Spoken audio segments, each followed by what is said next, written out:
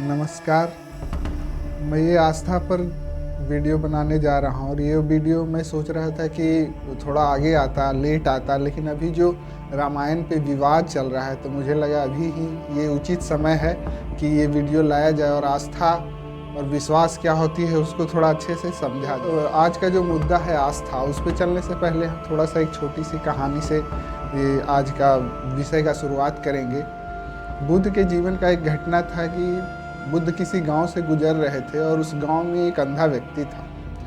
वो व्यक्ति लोगों को काफ़ी परेशान कर रहा था। जब लोग कहते थे उसे कि प्रकाश सच में होता है तो अंधा व्यक्ति मानने को तैयार नहीं था। लोगों की भी बड़ी समस्या थी कि एक अंधे को कैसे विश्वास दिला जाए कि प्रकाश होता है। लोग बहुत कोशिश किए, बहुत विश्वास दिलाने की कोशिश किए, पर वो नहीं मानता था। उसका कहना था कि अगर प्रकाश जैसी कोई चीज़ है तो मुझे उसको स्पर्श करके दिखा दो, अगर स्पर्श नहीं करा सकते तो उसकी आवाज़ सुना दो। लेकिन गांव का कोई व्यक्ति न तो प्रकाश को स्पर्श करवा सकता था, न उसकी आवाज़ को सुनवा सकता था। तो ये गांव वालों के लिए बहुत बड़ी समस्या थी कि प्रकाश को कैसे इसको विश्वास दिलाया जाए किसी अंधे व्यक्ति को कि प्रकाश होता है। लोगों ने उस समय बुद्ध के बारे में सुना तो वो उस अंधे को बुद्ध के पास ले गए और लोगों ने कहा कि प्रभु, ये इंसान प्रकाश है, इस बात पे भरोसा नहीं करता है, ये अंधा है, इसको कैसे विश्वास दिलाया जाए।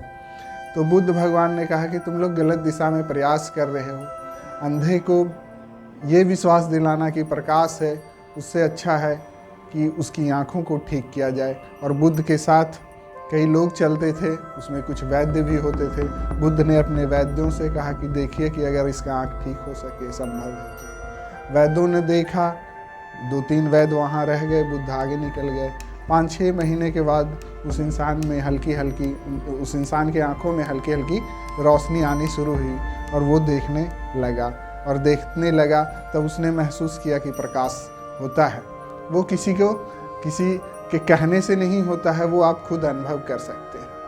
तो किसी अंधे को विश्वास तो नहीं दिलाया जा सकता है, लेकिन उसको आँख अगर दे दिया जाए तो वो अनुभव कर सकता है।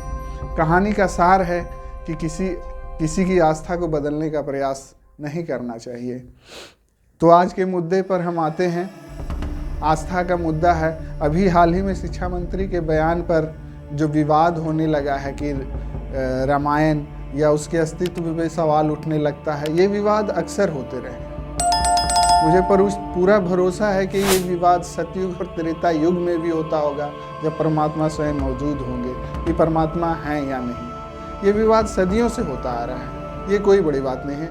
विवाद होना कभी कोई बड़ी बात नहीं है, लेकिन विवाद हो, बखेड़ा ना हो तो ज़्यादा अच्छा है। आज जो हम लोग देखेंगे आस्था में, उसमें 3 ग्रुप को हम लोग देखेंगे। जब भी ऐसे विवाद होते हैं, जब भी आस्था पे ऐसे सवाल उठते हैं, तो हम लोग देखते हैं कि 3 ग्रुप्स होते हैं। इसके 3 समूह के लोग होते हैं। पहले समूह में हम वैसे लोगों को देखते हैं जो लोग सदियों से ये मानते आए हैं कि रामायण है, रामायण सच्ची घटना है, राम सच में थे किसी कल्प में, सतयुग में। महाभारत जैसे महाकाव्य जो हो एक सच्ची घटना पे आधारित है। भगवान कृष्ण या उसमें दर्शाए गए चित्रण सब सही है। एक समूह ऐसा है और इसको सही मानकर वो लोग उसको फॉलो करते हैं, उनकी पूजा अर्चना करते हैं या जो भी करते हैं, कीर्तन करते हैं, जैसे उनको अच्छा लगता है वो उस दिशा में जाते हैं। और एक ग्रुप ऐसा है जो मानता है कि ये सब कहानियाँ हैं, भगवान राम कभी नहीं हुए, कृष्ण कभी नहीं हुए, कभी कोई महाभारत घटा नहीं, किसी वाल्मीकि या ऋषि मुनि का कपोकल्पित ये कहानी है।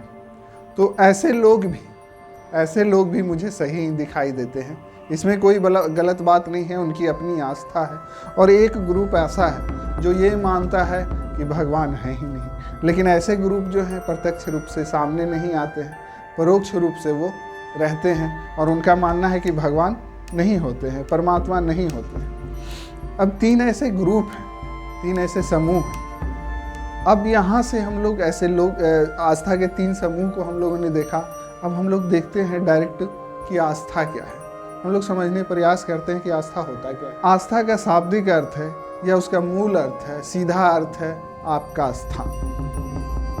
और इसका कोई बहुत बड़ा अर्थ कुछ नहीं। कितना भी आस्था पे घंटों प्रवचन कर लिया जाए या बहुत कुछ कह लिया जाए, लेकिन इसका सीधा सा अर्थ यही है, आपका स्थान, आप कहाँ हैं। और आस्था से आस्था का कोई मतलब नहीं होता।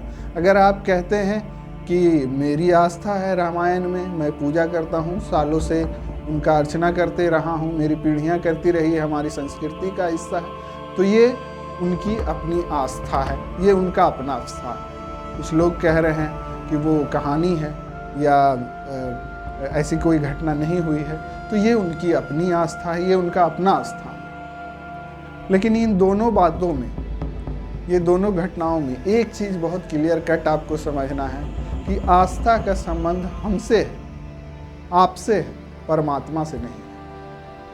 हमारी अगर आस्था है रामायण में या महाभारत में, तो इसका संबंध हमसे है, इसका संबंध राम से नहीं, इसका संबंध कृष्ण से नहीं। अगर आपकी आस्था नहीं है तब भी इसका संबंध आप ही से है, परमात्मा से इसका कोई संबंध नहीं।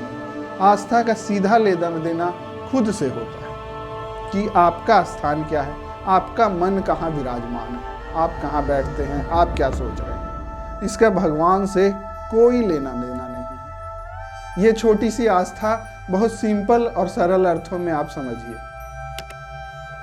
अब अगर आप इसको निष्कर्ष के रूप में देखें अंत में, तो आप ये देख रहे हैं हमारा संविधान हो या हिंदू धर्म हो, किसी भी तरह की भावना को मानने की स्वतंत्रता देता है।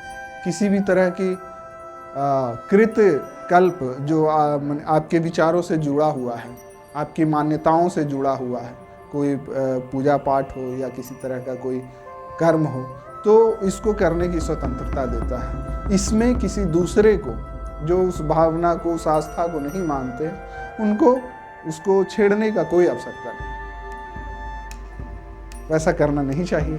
लेकिन अगर हाँ, कुछ लोग ऐसे होते हैं, हर युग में रहे हैं, कि वो दूसरी की भावनाओं को गलत मानते हैं या दूसरे को नीचा देखते हैं या उसको छोटा मानते हैं, तो वैसे लोग अगर हैं और ऐसा कर रहे हैं, तो जो लोग आस्था पे यकीन करते हैं, जो रामायण और महाभारत को मानते हैं, उन लोगों को ये मान लेना चाहिए कि ऐसे लोग भी सही हैं, उनकी अपनी आस्था है और उस पर प्रतिक्रिया नहीं देनी चाहिए।